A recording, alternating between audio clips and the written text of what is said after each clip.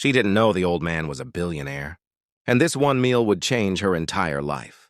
The rain hammered against the diner's windows like tiny fists demanding entry. Inside, the warmth of cheap coffee and frying bacon created a cocoon against the November cold.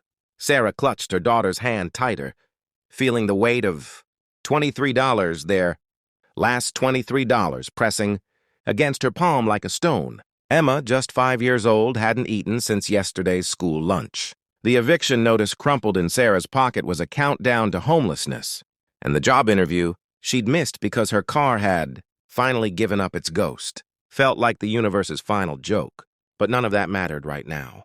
Right now, she just needed to feed her baby. The diner was packed with the lunch rush, every booth and table occupied, by people who belonged, people whose lives hadn't fallen apart in slow motion. Sarah's eyes swept the room desperately, landing on a corner booth where an elderly man sat alone, a newspaper spread before him, a plate of untouched food growing cold. He looked like he'd stepped out of another era, with his crisp suit and silver hair, so out of place in this working-class neighborhood that Sarah almost looked away. But Emma's stomach growled audibly, and desperation overrode pride. "Can I sit here?" Sarah heard herself ask, her voice barely above a whisper, already preparing for rejection. The old man looked up, and his eyes, sharp and blue despite his age, took in everything in a single glance. The threadbare coat Sarah wore, Emma's too small shoes, the haunted look of a mother at the end of her rope. When he spoke, his voice carried an unexpected warmth that made Sarah's throat tighten. "Only if you eat too." Sarah started to protest, to say they were fine, to maintain the last shred of dignity she had left. But the old man was already waving over a waitress with the casual authority of someone accustomed to being obeyed. "Bring 2 menus, please, Margaret. And orange juice for the little one. She looks like she could use something sweet." Margaret, a tired-looking woman in her 50s, smiled knowingly and hurried away. Sarah slid into the booth, feeling Emma press against her side, small and trusting and hungry. "I'm William," the old man said, extending a weathered hand across the table. "And you don't need to explain anything. I've been where you are, though it was many lifetimes ago." Sarah doubted that very much. This man, with his expensive watch and tailored suit, had probably never known what it was, like to choose between electricity and groceries. But she was too tired to argue, too desperate to refuse the kindness being offered. "I'm Sarah. This is Emma." Emma peeked out from behind her mother, her brown eyes huge in her thin face. "Are you a grandpa?" she asked with a child's blunt honesty. William's laugh was genuine, crinkling the corners of his eyes. "I suppose I am, though my own grandchildren are too, busy with their important lives to remember it most days. Would you like to see a magic trick?" Before Emma could answer, he pulled a quarter from behind her ear, and the little girl's delighted giggle was the first sound of pure joy Sarah had heard in weeks. Margaret returned with menus and juice, and William ordered without consulting them. Pancakes, eggs, bacon, toast, enough food for a family of 4. Sarah wanted to object, but Emma's eyes were locked on that orange juice like it was liquid gold, and Sarah's own stomach betrayed her with a low rumble. "My wife used to say that the measure of a person isn't what they have, but what they do when they see someone with less," William said quietly, his gaze distant. "Ruth passed 5 years ago, and I promised her I'd try to be the man she believed I was." The food arrived steaming hot, and Sarah watched Emma dive in with barely restrained hunger before allowing herself a bite. It was the best thing she'd ever tasted, though she knew it was probably just the desperation talking. William pushed his own untouched plate toward them.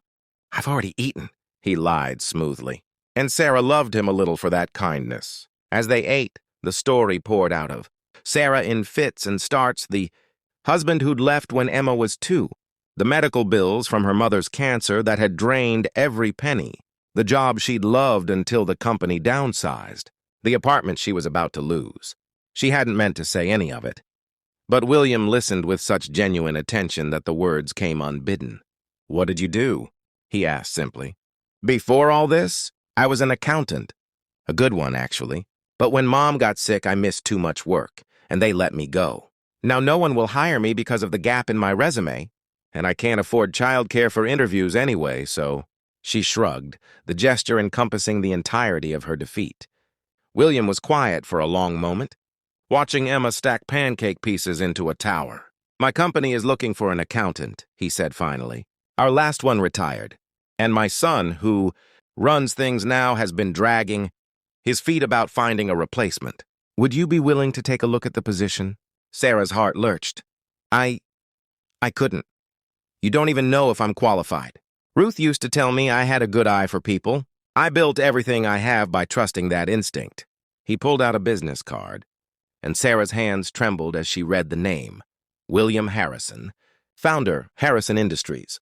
She recognized the name. Everyone in the city did. Harrison Industries was one of the largest manufacturing companies in the region. "This is too much," she whispered. "You can't just—" "I'm not giving you anything," William interrupted gently. "I'm offering you an opportunity.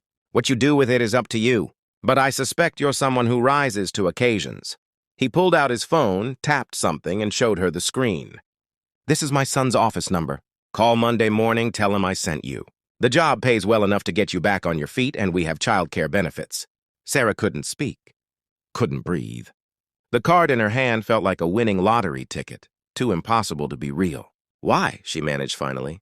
"Why would you do this for a stranger?" William's eyes grew distant again, memories playing across his weathered face. "Because 60 years ago, I was a young father with holes in my shoes and a sick wife. I walked into a factory looking for any work I could get, and the owner saw something in me I didn't see in myself. He gave me a chance, and I never forgot it. I built everything on that one act of faith." He leaned forward, his voice intense. "Ruth and I always said we'd pay it forward. This is me keeping that promise." Emma had fallen asleep against Sarah's side, her belly full for the first time in days, her small face peaceful.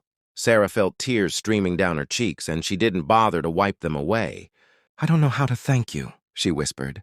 "Thank me by doing the same for someone else when you're able," William said. "That's how we change the world, one small kindness at a time."